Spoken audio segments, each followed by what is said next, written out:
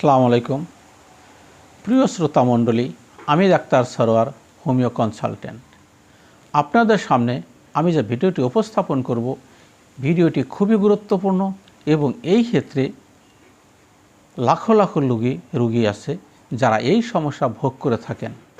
সমস্যাটা হলো প্রস্রাবের কথা মনে হলেই প্রস্রাব ফুটায় ফুটায় বের হয়ে যায়, প্রস্রাবকে আটকাতে পারে না। অথবা অনেক লোক আছে প্রস্রাব শেষ করলে তারপরেও ফোঁটায় ফোঁটায় প্রস্রাব পড়তে থাকে।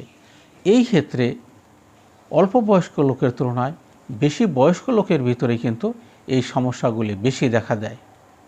আর বয়স্ক লোকের প্রোস্টেটের সমস্যা থাকে, ডায়াবেটিসের সমস্যা থাকে, শারীরিক দুর্বলতা থাকে। এই জন্য বিভিন্ন কারণেই কিন্তু এই সমস্যাগুলি মানুষের ভিতরে দিন দিন বৃদ্ধি পাইতেছে। কাজেই যদি আপনারা আমার ভিডিও দেখেন, তাহলে আমার এই ভিডিওর মাঝে আমি বিভিন্ন ওষুধের কথা উল্লেখ করে থাকি। আর নিয়মিত আমার ভিডিও দেখলে আপনি অবশ্যই এখান থেকে অনেক উপকার পাবেন। আপনার অ্যালোপ্যাথিক ডাক্তারের পিছনে তেমন ঘুরতে হবে না। আমার ভিডিও যদি আপনি নিয়মিত পেতে চান, তাহলে সাবস্ক্রাইব করে রাখেন এবং নোটিফিকেশন অন করে রাখেন। তাহলে আমি যখন যে ভিডিও আপলোড করি সাথে সাথে আপনি পেয়ে যাবেন। প্রস্রাব ঘন হওয়ার পিছনে বিভিন্ন কারণ থাকতে পারে। যদি প্রোস্টেটের সমস্যা হয় তাহলে ওই সমস্যা হতে পারে। আবার যদি প্রস্রাবের রাস্তা কারোর প্যারালাইসিস হয় তখনও কিন্তু এই ধরনের সমস্যা হতে পারে।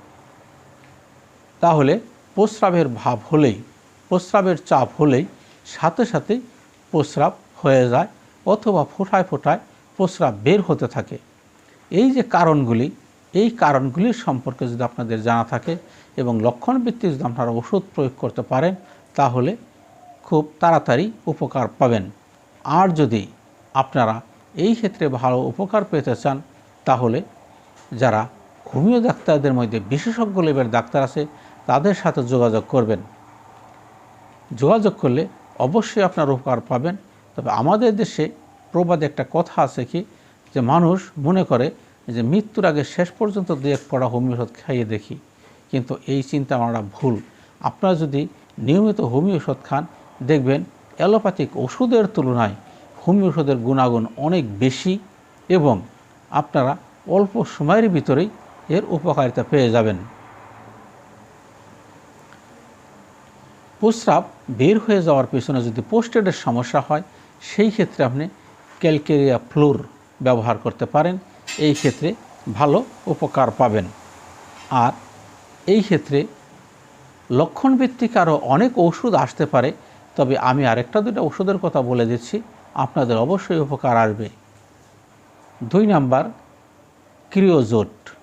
ক্রিওজোট ওষুধটি এই ক্ষেত্রে বেশ কার্যকারী।